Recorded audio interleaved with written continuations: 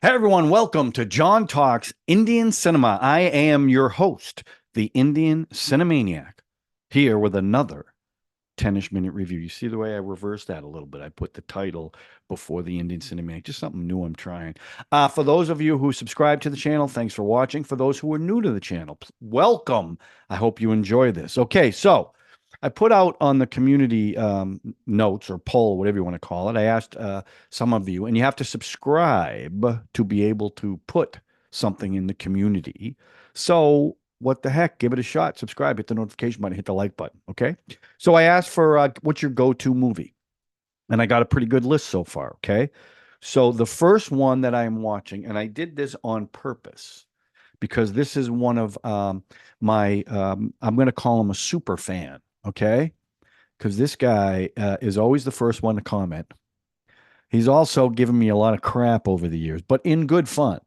So I'm going to watch a film that was recommended by Cully Singh 3378 and was seconded by 00 Catan. And the film is 2022's Love Hostel.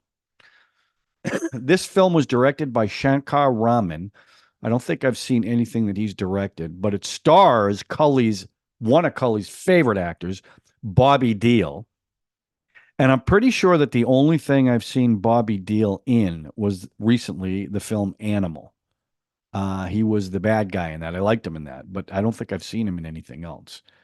Vikrant Massey, who you guys know I'm a big fan of, 12th Fail, Sector 36, Death and Gunj, Mirzapur, among others. Sanya Malhotra, who I've seen in a bunch of stuff. One of my favorites, Dangal, with Amir Khan. Bad Haai Ho in Jawan.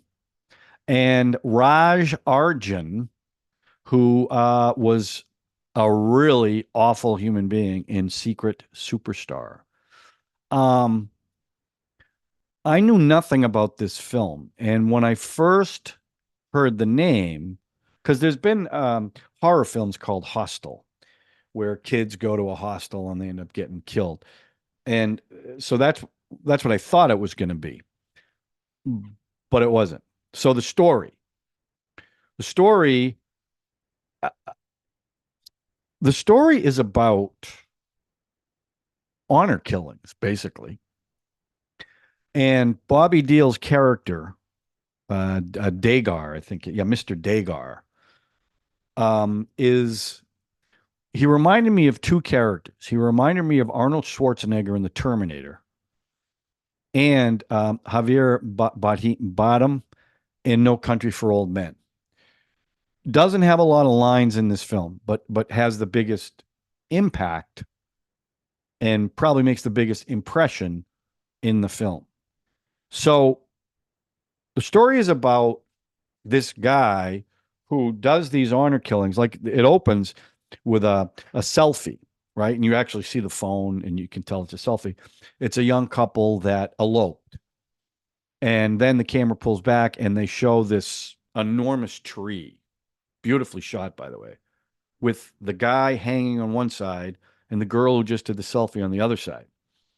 And he's he's going to kill them both for eloping without the parents' permission, honor killing. Very matter of fact about it, kind of smiles. He also, the one thing he does to all his victims, he takes a picture of them with his phone. So then it opens up on a new couple played by Vikram and Sanya, right? Sanya, who are running away to get married. They're eloping. Well, then you find out the grandmother, who's an MLA in the government, is like this powerful person who is not going to accept this and puts Mr. Dagar, on their trail.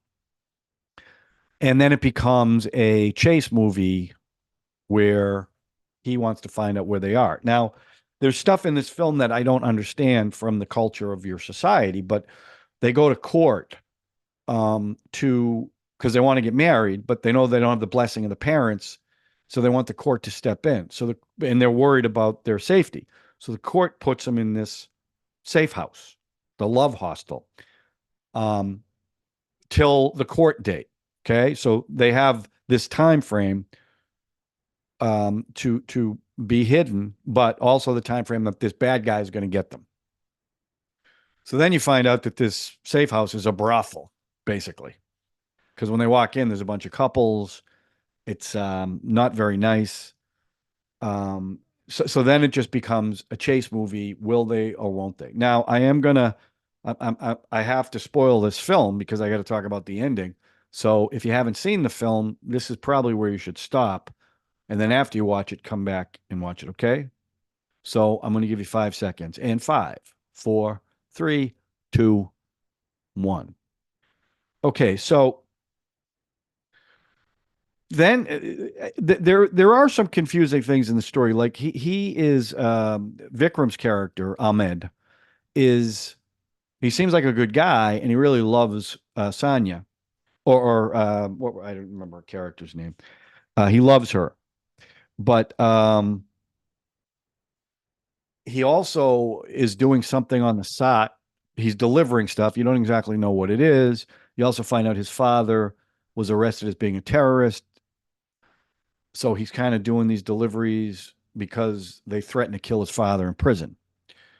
Again, that part of it's a little confusing. That whole backstory of Vikram's character. Um, but it is Bobby Deol's character, and I understand why Cully really likes this because he's effectively menacing in this film. He's not even, you can't even say he's menacing. He's very polite, right? And he doesn't say a lot. In fact, I think the longest line he had was at the end when he actually talks to his daughter, but very little dialogue. He does it all with his face and the smile that he does, right? Then he does this thing with the camera. He takes a picture and then boom, they're dead. But there is a scene like he goes into the brothel to find this young couple, and he just goes in. And by the way, it's got a silencer on it, which is even more menacing. But he's just popping them off one by one. In fact, there was a scene where he goes to the lawyer of the couple, and he goes into their house, and he wants to know, does the lawyer know where they are hiding? And the lawyer won't tell him. He kills everyone in the family except for the little boy who's in the living room playing a video game with headphones on. And this is all going on, and the bad guy just walks out. But he kills a lot of people in this film with those silences.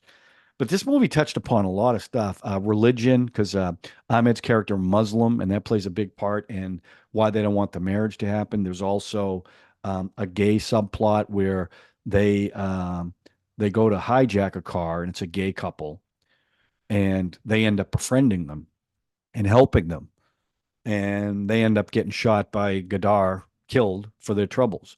And then the last scene is them, on the floor holding each other's hands, dead. It's about honor killings, um, which I talked about at the beginning. But it was because you couldn't exactly figure out what was going to happen. And then towards the end of the movie,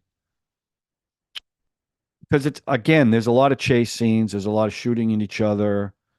Um, but then at the end, and this is the biggest spoiler of it all, there was a young kid in this, her brother, who's like this annoying little twerp who ends up the Vikram's character, Ahmed, saves his wife's sister, who they were going to force her to get married because she skipped out on the wedding and she's a kid. So he goes in, takes her away. They're at a train stop, and this little annoying kid comes in with a gun and pops him right in the head, kills him. At the same time this is happening, Dagar has got Ahmed's wife and a friend of hers who you find out is his daughter, his, his daughter. And she's hanging, and the daughter walks in, and that's when he does the most dialogue. And there's a story about something happened to his brother. His brother got killed because she's helping people run away. Well, the bride gets out from the rope, and he ends up killing her, and then leaves the gun for the daughter, and just walks out, and the daughter kills herself. You don't see it. It's kind of creepy. he gets into his car and you see it kind of up above. You see the house, you see him get in the car. All of a sudden, you hear a gun pop off. So, and the two people you wanted to die in this film don't die, the grandmother and that annoying little kid. You wanted both of them to die, not the two leads. In fact, there's a scene after Ahmed gets killed that it switches to this winter scene where they meet each other, him and his wife. And he says, I'm sorry. Well, of course, this implies they're both dead. That's when you find out she's dead. You see her on the floor with a bullet right through her head. And this is how it ends. And it was because I'm like, this guy survived. This bad guy survived after all this. Oh, I didn't even mention the subplot. There's an inspector who is going after this guy. And it ends up that Ahmed was working for the inspector undercover, right? Which is a whole nother subplot. And he's traumatized by something that this bad guy did, and they thought the bad guy was dead. It was almost part of the story you didn't even need because they really didn't do a lot with it. I like the a guy who played the inspector, but it was kind of, I don't know.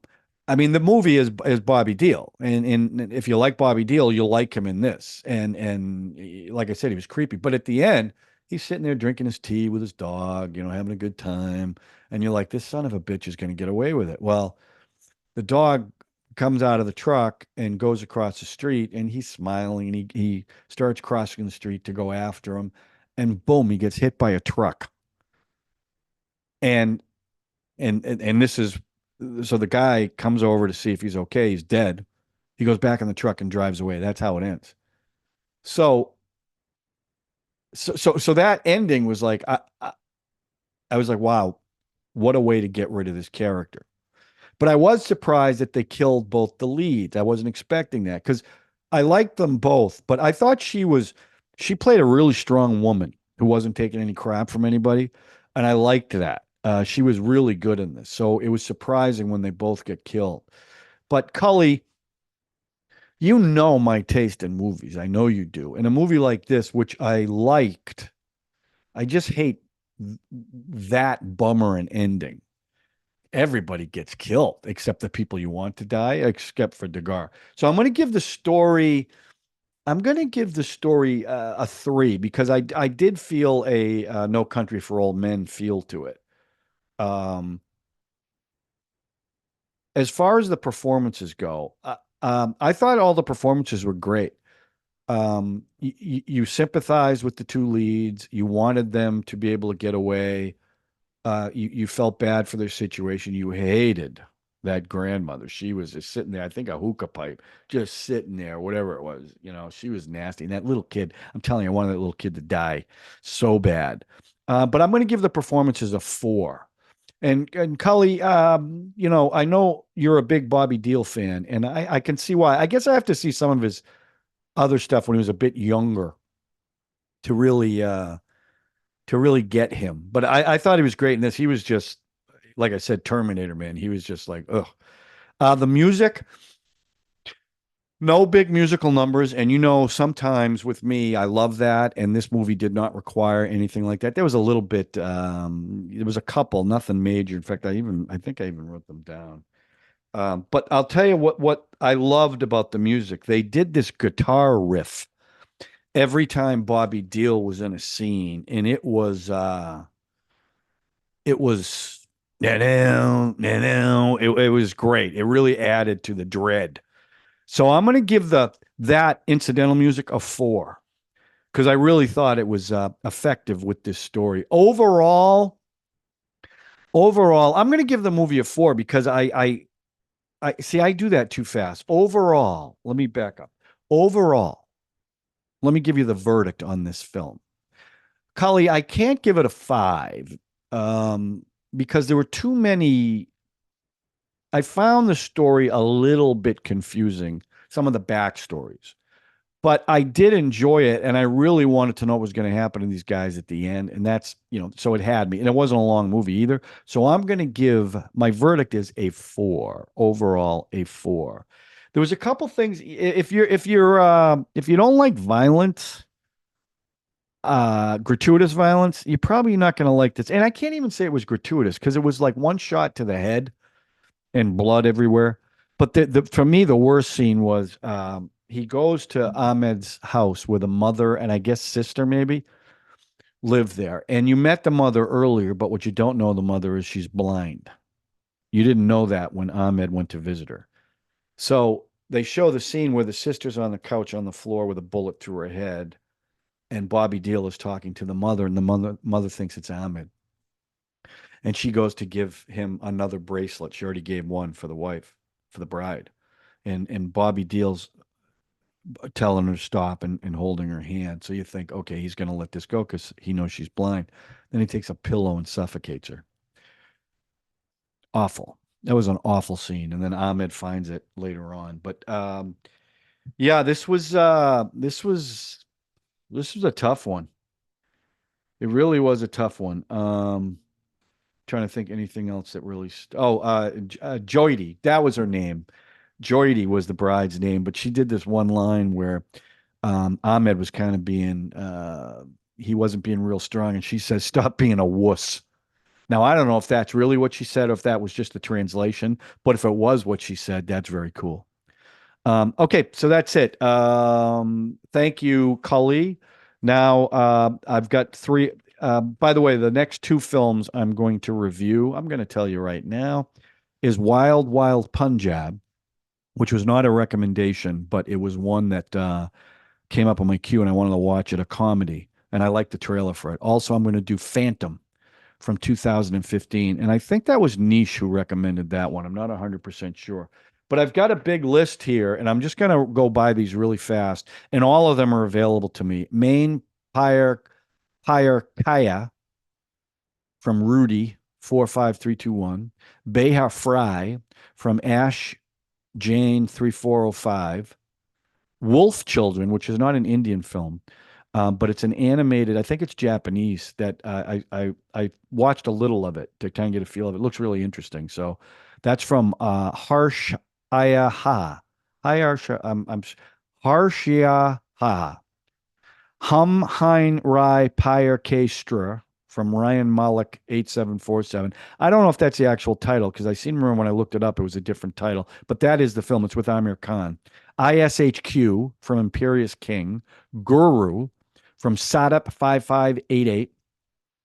Kante and Zinda. That's from Kali Singh. Now, Kante, I'm having trouble finding. Ek Hasina Thai from Aditya Kumar /XE8WW. Lutera and Satya from Aman Kumar MW9II. Oh, also Ashoka. I don't know who recommended that.